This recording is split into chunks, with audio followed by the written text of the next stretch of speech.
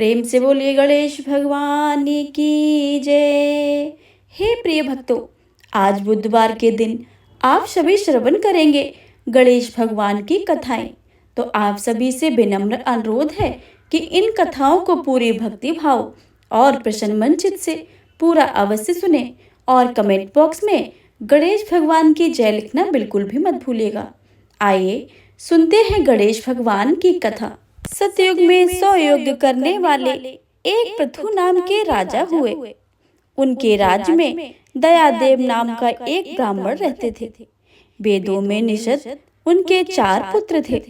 पिता ने अपने पुत्रों का विवाह गृह सूत्र के वैदिक विधान से कर दिया था। उन चारों बहुओं में बड़ी बहू अपनी सास के कहने लगी, हे सासू जी, मैं बचपन से ही संकटनाशक गणेश भगवान का व्रत करती हूँ। मैंने पितृगृह में भी इस शुभदायक व्रत को किया है। अतः हे कल्याणी, आप मुझे यह व्रत अनुष्ठान करने की अनुमति प्रदान करें। पुत्र वधू की बात सुनकर उसके ससुर ने कहा कि हे बहू, तुम सब बहुओं में श्रेष्ठ हो और बड़ी हो।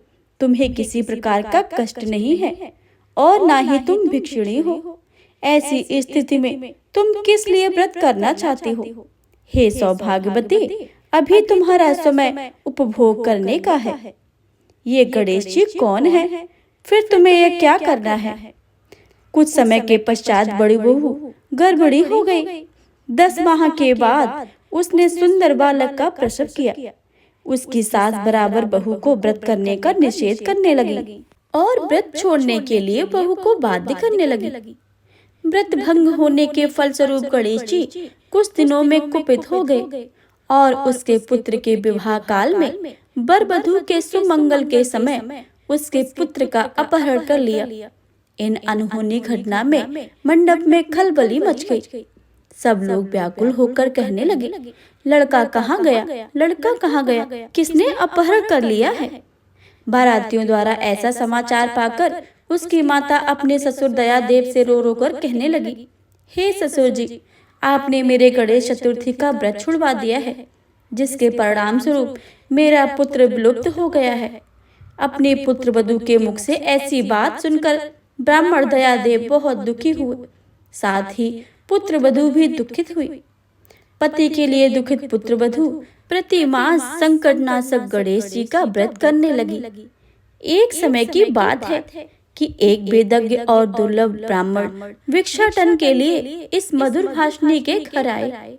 ब्राह्मण ने कहा कि हे बेटी, मुझे भिक्षा स्वरूप इतना भोजन दो कि मेरी क्षुधा शांत हो जाए। उस ब्राह्मण की बात सुनकर उस धर्मपरायण कन्या ने उस ब्राह्मण का विधिवत पूजन किया। भक्ति पूर्वक भोजन कराने के बाद उसने ब्राह्मण को वस्त्र आदि दिए। कन्या की सेवा से संतुष्ट होकर ब्राह्मण कहने लगे, हे कल्याणी, हम तुम पर प्रसन्न हैं। तुम्हारी जो इच्छा हो वह वरदान मांग सकती हो। मैं ब्राह्मण वेशधारी गणेश हूँ और तुम्हारी प्रीति के कारण आया हूँ। ब्राह्मण की बात सुनकर कन्या हाथ जोड़कर निवेदन करने लगी, हे विघ्नेश्वर, यदि आप प्रसन्न हैं तो मुझे मेरे पति के दर्शन करा दीजिए। कन्या की बात सुनकर गणेश जी कहने लगे कि हे सुंदर विचार वाली, जो तुम चाहती हो वही होगा। तुम्हारा पति शीघ्र ही आएगा। कन्या को इस प्रकार का वरदान देकर गणेश जी वहीं से अंतर्ध्यान हो गए। उसी समय की बात है, सोम शर्मा नामक ब्राह्मण एक वन में से उस दुष्ट बालक को नगर में ले आए। अपने पौत्र को देखकर दयादेव नामक ब्राह्मण बहुत प्रसन्न हुए। बालक की माता के हर्ष की तो कोई सीमा ही ना रही। साथ ही संपूर्ण नगरवासी भी प्रमुदित हो गए। बालक की माता ने पुत्र को छाती से लगा लिया और कहने लगी कि गणेश जी के प्रसाद से मैंने तुम्हें खोए हुए पुत्र को प्राप्त किया है। उसे नए वस्त्र आभूषण से अलंकृत किया गया। दयादेव तो बारंबार सोम शर्मा को प्रणाम करके कहने लगा, हे द्विजराज, आपकी कृपा से मैंने खोए हुए पुत्र को प्राप्त किया है। खोया हुआ बालक घर में आ गया है। सोम शर्मा को स्वादानुसार भोजन करवा के धोती दुपट्टा से विभूषित करके गोदान दिया गया। फिर से मंडप का निर्माण करके विधि पूर्वक वैवाहिक कार्यक्रम संपन्न किया गया। इसमें सभी पुरवासी भी प्रसन्न हुए। वह भाग्यशालीन कन्या अपने पति को पाकर धन्य हो उठी। हे गणेश भगवान, जैसे आपने ब्राह्मण के पुत्र वधू की मनोकामनाओं को पूर्ण किया है, वैसे आप सभी की करना। आपकी कथा को पढ़ने वाले, सुनने वाले, कहने वाले तथा हुंकार भरने वाले सब पर अपनी कृपा को बनाए रखना। तो प्रेम से बोलिए गणेश भगवान की जय। ओम नमः शिवाय। गणेश भगवान की दूसरी कथा के अनुसार एक समय की बात है कि विष्णु भगवान का विवाह लक्ष्मी जी के साथ निश्चित हो गया। विवाह की सारी तैयारी होने लगी। सभी देवताओं को निमंत्रण भेजे गए, परंतु गणेश जी को निमंत्रण नहीं दिया गया। कारण जो भी रहा हो, अब भगवान विष्णु की बारात जाने का समय आ गया। सभी देवता अपनी पत्नियों के साथ विवाह समारोह में आए। उन सब ने देखा कि गणेश जी कहीं दिखाई नहीं दे रहे हैं। तब वे आपस में चर्चा करने लगे कि क्या गणेश जी को न्योता नहीं भेजा है या स्वयं गणेश जी नहीं आए हैं। सभी को इस बात पर आश्चर्य होने लगा। तभी सबने विचार किया कि विष्णु भगवान से इसका कारण पूछा जाए। भगवान विष्णु से पूछने पर उन्होंने कहा कि हमने गणेश जी के पिता भोलेनाथ महादेव को न्योता भेजा था। यदि गणेश जी अपने पिता के साथ आना चाहते तो आ जाते। अलग से न्योता देने की कोई आवश्यकता भी नहीं थी। और दूसरी बात यह है कि उनके 1.25 मन मूंग, 1.25 मन चावल, 1.25 मन घी और 1.25 मन लड्डू भोजन दिन भर में चाहिए।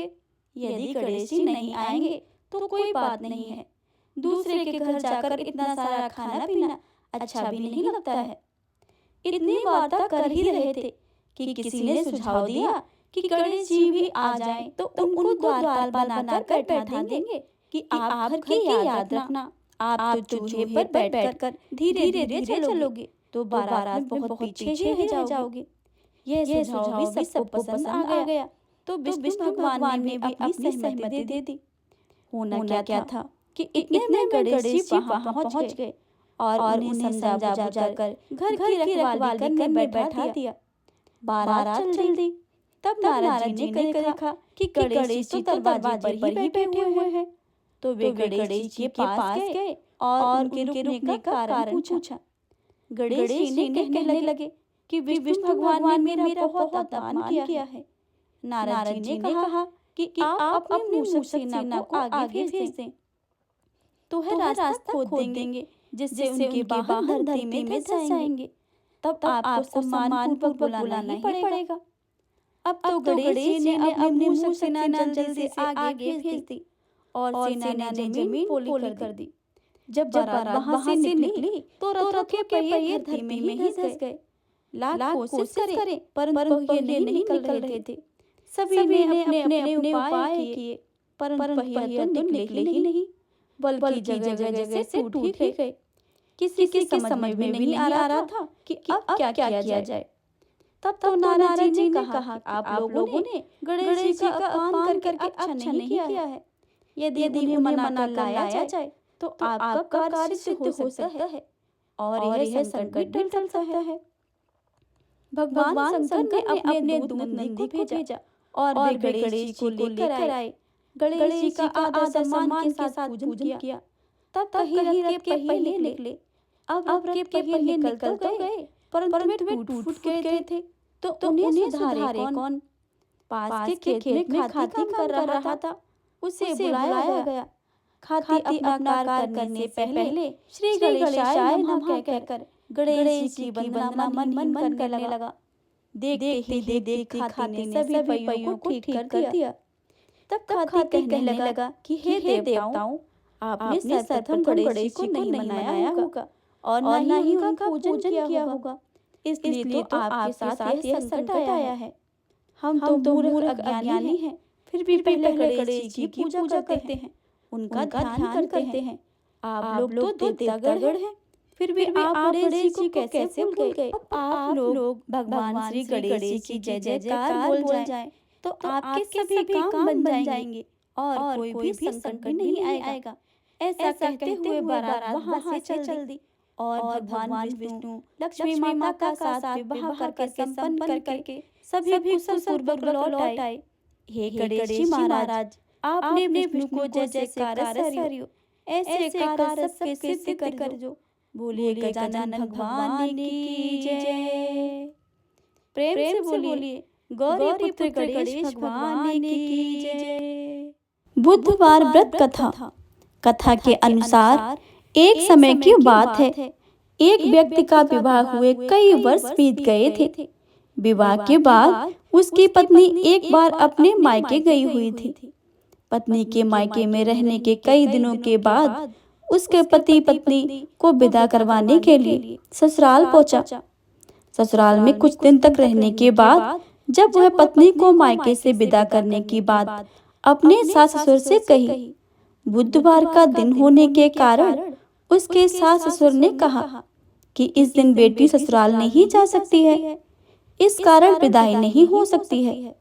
लेकिन वह व्यक्ति ना माना ही नहीं और अपनी पत्नी को मायके से विदा कराकर अपने घर की तरफ चल दिया।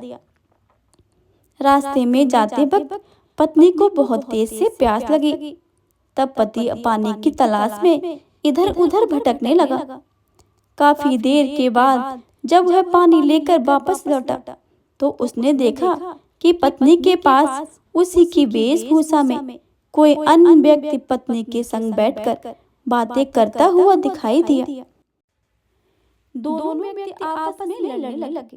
पहले व्यक्ति गुस्से में दूसरे व्यक्ति से पूछने लगा कि वह कौन है और क्यों मेरे पत्नी के साथ बैठकर बातें कर रहा है।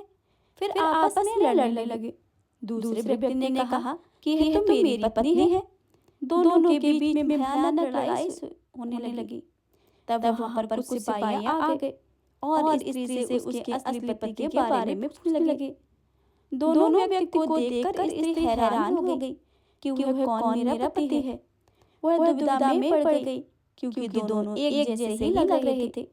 तब पहला व्यक्ति परेशान होकर मन में कहा कि हे भगवान, आपकी कैसी लीला है।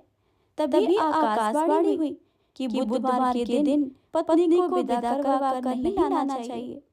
यह सुनकर पहला व्यक्ति समझ गया कि वह भगवान बुद्ध की लीला है और वह व्यक्ति बुद्ध देव से प्रार्थना करने लगा और क्षमा मांगने लगा कि फौरन ही बुद्ध देव अंतर्धान हो गए और उस व्यक्ति को अपनी पत्नी मिल गई। तभी से हर दिन बुधवार के दिन भगवान गणेश जी की पूजा होने लगी है। प्रेम से बोलिए भगवान गणेश की जय। गणेश भगवान की अगली कथा के अनुसार किसी गांव में एक भाई बहन अपनी पत्नी के साथ रहता था। दोनों भाई बहन में बहुत प्रेम था। बहन का नियम था कि वह अपने भाई का मुंह देखकर ही भोजन करती थी। कुछ दिनों के बाद बहन की शादी पास वाले गांव में हो गई। लेकिन बहन ने अपना नियम नहीं तोड़ा। प्रतिदिन अपने भाई का मुंह देखने आती। रोज सवेरे उठती, घर का काम करती, उसके बाद भाई का मुंह देखने और अपने पीहर को जाती। रास्ते में खेजड़ी का पेड़ था। उस पेड़ के नीचे विनायक जी की मूर्ति थी। पास में ही तुलसी माता का हरा भरा पेड़ था। पथवारी माता को दूध से सींचती थी। भाई का मुंह देखने जाती और कहती जाती, हे भगवान विनायक, मेरे को अमर सुहाग देना और अमर पीहर देना। इस प्रकार से कहती हुई आगे अपने पीहर के रास्ते पर चली जाती। रास्तों में कांटों की झाड़ियां थी। बहन के पैर में कांटे चुभ जाते थे। पीहर पहुंची, अपने भाई का मुंह देखा और पास में बैठ गई। भाई ने बहन के पैरों से खून निकलते देखा तो पूछा, भाई साहब, आपके पैर में तो जख्म कैसे लगा है, क्या हुआ है? तब बहन बोली, रास्ते में झाड़ियां थी, उसी के कांटे चुभ गए हैं। कुछ देर के बाद बहन अपने घर वापस चली गई। बहन के जाने के बाद नान भाई ने सोचा कि बहन मुझसे मिलने जाती है, रास्ते में झाड़ियां हैं, उसमें कांटे हैं और मेरी बहन के पैर में चुभ जाते हैं। अपनी बहन के घर से और अपने घर तक का रास्ता साफ कर दिया। रास्ते में से विनायक भगवान, तुलसी माता सभी को साफ करके किनारे कर दिया। इससे भगवान क्रोधित हो गए और भाई को हमेशा के लिए सोता छोड़ दिया। प्रातःकाल उठने पर पत्नी पति की अवस्था को देखकर रोने लगी। सभी गांववासी एकत्रित हो गए, लोकाचार करने के लिए ले जाने लगे। तो पत्नी ने कहा कि आप लोग कुछ देर रुक जाइए, मेरी वायसा का प्रतिदिन का नियम है, अपने भाई का मुंह देखने का, वह आती ही होगी। तब गांव वाले कहने लगे, आज तो मुंह देख लेगी, लेकिन कल से क्या करेगी। तब एक वृद्ध ने कहा कि ठीक है, थोड़ी देर देख लेते हैं। उधर बहन हर दिन की तरह सवेरे उठी, घर का काम किया, उसके बाद अपने भाई से मिलने को चल पड़ी। रास्ते में आई तो देखा कि पूरा रास्ता साफ किया है। पेड़ के पास खेजड़ी का डाल दोबारा लगाया, 7 पत्थर लगाकर पथवारी माता बिठाई, विनायक जी की मूर्ति खोजकर दोबारा स्थापित किया, तुलसी जी का पेड़ लगाया। भगवान सूर्यदेव को साक्षी मानकर सबके पांव पकड़कर बोली, हे भगवान, अमर सुहाग देना, अमर पीहर का वास देना। इतना कहकर अपने पीहर की ओर चल दी। उसके जाने के बाद विनायक जी भगवान, खेजड़ी और माता तुलसी पथवारी माता, सूर्य भगवान ने सोचा, यदि इसके नहीं सुनी तो हमें कौन मानेगा। यह सोचकर भगवान ने बहन को आवाज लगाई, बेटी इधर आ। खेजड़ी के 7 पत्तियां तोड़ ली और इसे कच्चे दूध में घोलकर अपने भाई को इसके छींटे देना, वो सही सलामत उठकर बैठ जाएगा। बहन ने मुड़कर देखा, उसे कोई भी दिखाई नहीं दिया, पर उसने मन ही मन सोचा, जैसा सुना है वैसा कर लेती हूँ। खेजड़ी की 7 पत्तियां तोड़कर उसने अपने पल्लू में बांध ली और चल पड़ी। अपने भाई के घर पहुंची तो देखा भाभी रो रही थी। गांव वाले बैठे थे, भाई की लाश रखी थी। वो अपने घर के अंदर गई, कच्चे दूध में खेजड़ी की पत्तियों को घोल कर लेकर आई और उसके छींटे भाई के मुख पर दिए। छींटे लगते ही भाई उठकर बैठ गया, जैसे गहरी नींद से जागा हो। बहन को देखकर बोला, बड़ी गहरी नींद आई थी। बहन ने मन ही मन उसे सभी भगवान को प्रणाम किया और बोली, ऐसी नींद दुश्मन को भी ना आए। फिर अपने भाई से बोली, भाई तुमने रास्ता साफ क्यों किया, भगवान के स्थान को क्यों उठाकर हटाया। मैं आते समय सभी को दोबारा स्थापित करके आई हूँ। भगवान की कृपा से मुझे अमर सुहाग और अमर पीहर का वास मिला है। फिर हाथ जोड़कर कहा, हे भगवान, जैसे मुझे अमर सुहाग और अमर पीहर का वास दिया है, वैसे ही सबको देना। जैसे मेरी लाज रखी है, वैसे ही सबकी रखना। बोलो विनायक भगवान की जय, पथवारी माता की जय, तुलसी माता की जय, खेजड़ी की जय, सूर्य भगवान की जय। गणेश भगवान की अगली कथा के अनुसार एक गांव में एक विधवा अपने बहू के साथ रहती थी। उसकी बहू मंदबुद्धि की थी, जो अपनी भूख बर्दाश्त नहीं कर पाती थी और हमेशा खाने के लिए उतारू रहती थी। वह सबसे पहले उठकर खाना खाती थी, फिर घर के बाकी काम किया करती थी। एक दिन विधवा ने अपने घर में पूजा करवाने को सोचा, लेकिन वह थोड़ी परेशान थी, क्योंकि उसकी बहू अगली सुबह उठते ही खाना खाने को दौड़ेगी और पूजा के लिए बनाए पकवान को झूठा कर देगी। अपनी बहू को पूजा के लिए बनाए पकवान से दूर रखने के लिए विधवा ने एक तरीका निकाला। पूजा वाली सुबह उसने एक मटका लिया और उसके नीचे एक छेद कर दिया और अपनी बहू से बोली कि आज पूजा है, इसलिए खाना खाने से पहले पानी भर कर ले आओ। बहू भी बहुत चालाक थी। उसने देख लिया था कि विधवा ने मटके के नीचे छेद कर दिया है, इसलिए अपने साड़ी में आटा बांधकर पनघट पर चली गई और उसने आटा निकाला और कुएं के पानी की मदद से बाटियां बनाने लगी। कुएं के पास ही एक शमशान घाट था, जहां चिता जलाई जा रही थी। बहू ने उसकी आंच से अपनी बाटियां सेक ली। उसकी बाटियां सूखी थी तो वह पास में एक गणेश जी का मंदिर में चली गई, जहां गणेश जी को अब किसी ने चोला चढ़ाया हुआ था। उसने देखा कि गणेश जी की तोंद में पे घी लगा हुआ है। उसने उस घी को अपनी बाटी पर लगा लिया और उसका भोग गणेश जी को लगाकर वह बाटी खा ली और घर वापस चली आई। बहू की इस हरकत पर गणेश जी बहुत गुस्सा हुए और उन्होंने गुस्से में अपनी नाक पर उंगली चढ़ा ली। जब गांव वालों ने देखा कि गणेश जी ने अपनी नाक के ऊपर उंगली चढ़ा ली है, तो उन्हें मनाने के लिए बहुत ही जद्दोजहद किया गया, लेकिन गणेश जी ने अपनी उंगली वापस नहीं उतारी। जब यह बात राजा को पता चली, तो राजा ने बड़े बड़े पंडितों को और ज्योतिषियों को बुलवाया और हवन करवाया, लेकिन गणेश जी फिर भी नहीं माने। सब बहुत चिंतित थे। राजा ने पूरे गांव में ऐलान करवा दिया कि जो भी इंसान गणेश जी की नाक पर उंगली हटाने में सफल होगा, उसे इनाम के तौर पर 5 गांव दिए जाएंगे। गांव के सभी लोगों ने गणेश जी को मनाने में लग गए, लेकिन गणेश जी माने ही नहीं और अपनी उंगली चढ़ाए ही रखे। अंत में विधवा की बहू बोली कि अगर आप सब आज्ञा दें तो वह गणेश जी की उंगली हटा सकती है। उसकी बातों को सुनकर विधवा हंसने लगी और बोली कि जब बड़े बड़े विद्वान कुछ नहीं कर पाए, तो तू कैसे गणेश जी को मना पाएगी। किसी ने बोला कि जब सब लोगों को मौका मिला, तो उसे भी एक मौका मिलना चाहिए। फिर सभी बहू को मौका देने के लिए मान गए, लेकिन बहू ने एक शर्त रखी। उसने कहा कि उसके घर से लेकर मंदिर तक पर्दा बांधा जाए। जब सब लोगों ने सोचा कि इतना कुछ तो कर ही चुके हैं, तो पर्दा बांधने में क्या ही जाता है। बहू के कहे अनुसार उसके घर से लेकर मंदिर तक पर्दा लगाया गया।